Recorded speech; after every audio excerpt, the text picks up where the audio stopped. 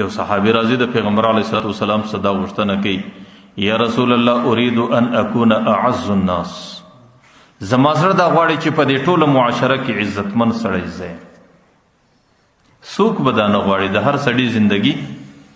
هغه په دې کې تیر سي هر سړی د دې سړي تمنا او د دې شي تمنا غوښتنه کوي چې زما زندگی د عزتمن سړي په شکل باندې تیر سي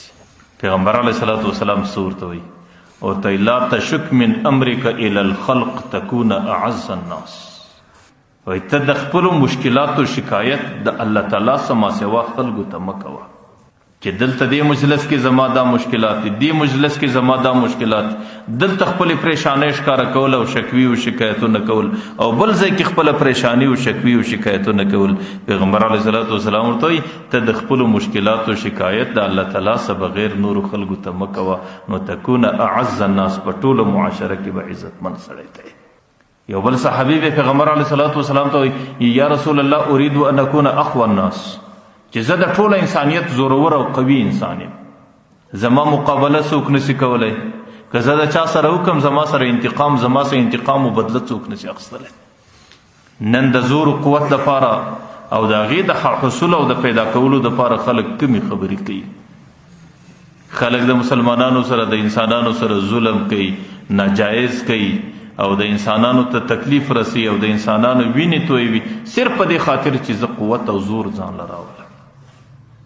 لیکن پیغمبر علیه الصلاۃ والسلام لنډه نسخه ورته وایي توکل علی الله تكون اقوى الناس په ټولو کارو کې د الله تعالی پر ذات باندې توکل کوه چې هره خبره مخ له راله زما پر خپل رب باندې دی کې توکل دی نو تكون اقوى الناس په ټولو کې به قوي انسان دی یو بل صحابي ورته یا رسول الله اريد ان اكون اعلم الناس ما ته داسې لاره وښیه چې په ټوله انسانیت کې ډېر عالم ځایم او د ټولو انسانانو ډېر علم او کافی علم او په لوړه درجه علم زما سره پیغمبر علیه الصلاۃ والسلام اسانه نسخه ده ورته اتق الله تكون اقوى الناس ته د الله تعالی څخه په خپلو کارو کې بیریږه او په هر ځای کې تقوا کوه او چې کوم عمل او کومه مسله مخ لراله خپل رب ځان ته حاضر او ناظر ګرځوه نو تكون اعلم الناس په ټوله انسانیت کې زیات عالم ته بلل کېږي یو بل صحابي ورته یا رسول الله اريد ان اكون اعف الناس چې زما زندگی په عافیت او سلامتیا کې زما زندگی زدا سي غواړم د دې لپاره ماته یو لاره وښه پیغمبر علیه الصلاۃ والسلام ته زندگی په پاک دامنی کې تیرک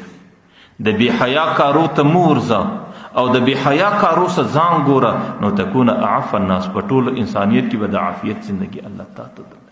نو ما درته ویل چې د الله رسول زموږ دپاره د دې ترتیباتو یوه طریقه بیان کړې ده لیکن موږ د هغې غوښتنه په بله کې کوو نو زما خبره د اوداسه متعلق روانه وله چې د اوداسه په خاطر باندې سړی انسان ظاهري صفایي او باطني صفایي دواړې پیدا کی د هغې یوه نفع یو برکت دی چې الله تعالی بیا انسان ته په زندگی کې د رزق فراخي ورکوي چند ورځې به پر انسان باندې امتحاني تنګي خامخایي لیکن دا استقامت غواړي چې کله سړی د پیغمبر علیه الصلاۃ والسلام پر هغې فرمان باندې استقامت وکړي بیا خو الله تعالی د خزانو لارې الله تعالی د خپلو اسانیو لارې پر انسان باندې راخلاصوي بیا انسان د ډېرو لویو اسانیو سره مخامخ کېږي